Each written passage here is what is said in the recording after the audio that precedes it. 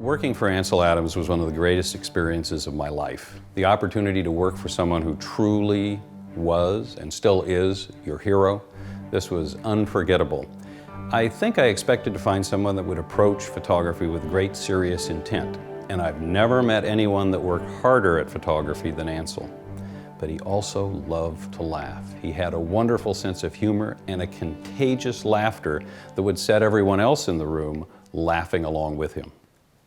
I think Ansel's sense of humor was important because of the intensity with which he lived life and pursued photography. As I look back upon those experiences that we shared together in the late 70s and early 80s, I think that laughter, that love of telling a joke, of getting a response, of infecting everyone else in the room with the humor, was a release for Ansel from the intensity of the rest of his life. The experience with Ansel was unbelievable. Shortly after I went to work there, Ansel did the official portrait of President Carter and Vice President Mondale, and I had the opportunity to assist him with that. And there were those kind of special moments. And every Thursday evening was a different kind of special moment, but it was an important part of the job. I put out the trash from the darkroom. And that allowed Ansel to do things only he could do. And that was, I thought, one of the real joys of working with Ansel, was to be a partner with him, to do things that I could do under his direction and allow him to do the things that only he could do, including making his own prints in the darkroom. One time, assisting Ansel in the darkroom, and keep in mind, Ansel made his own prints. He was his own printer. He'd do the printing and the developing. I'd take him over in the stop bath, the fixing, and subsequent chemicals. But he loved to tell stories, and there would be this darkroom chatter back and forth between the two of us. And one day he said, "Dodging and burning are steps to take care of mistakes God made when establishing tonal relationships." And I just burst out into laughter. As soon as the white lights came on, I picked up a 3x5 card and wrote that quote down, and I think of it often.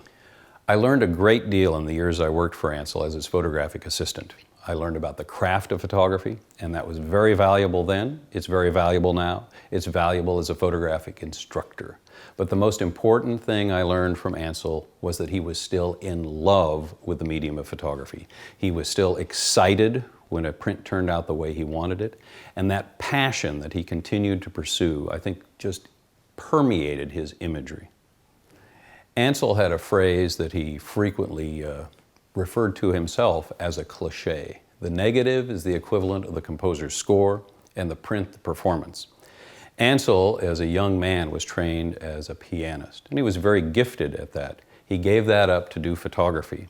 But to watch him work in the darkroom, to watch him orchestrate a negative in pursuit of an intense performance that rekindled not only the memory of what he would have seen when he made the negative, but more importantly, as he described it, what he felt, the equivalent of what he saw and felt, and some of the extraordinary efforts he would go to in the darkroom, making it look easy, was really one of the special moments of working with Ansel side by side, watching him orchestrate these negatives into a fine performance.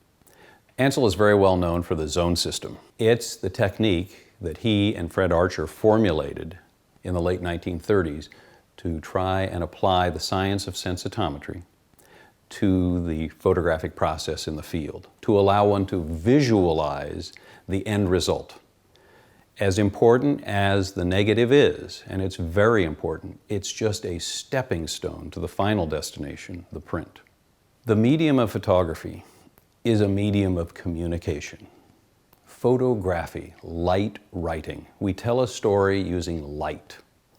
The conventional photographic darkroom is a place of alchemy, but the idea is to create an image that can speak to the photographer first, and then the icing on the cake, perhaps, to another human being. Ansel used to say there are two people in every photograph, the photographer and the viewer. A lot of people think Ansel was obsessed with the technical aspects of the medium. He was very knowledgeable about those aspects of the medium, but to him, they were a stepping stone, they were an intermediate point to reach the print. That print was the final destination, and that's where he would invest his energy, and that's where the interpretation would come. It wasn't an attempt to reproduce what was in front of the camera. It was an attempt to reproduce the feeling that one had when they were standing behind the camera. I heard Ansel say many times that there are no rules for good photographs, there are only good photographs. I think often the most effective photographs, the ones that etch themselves into your being, are those that most successfully break whatever you think the rules are. They define a new set of rules, and I don't think words can contain an image. A photograph has a life and a power of its own.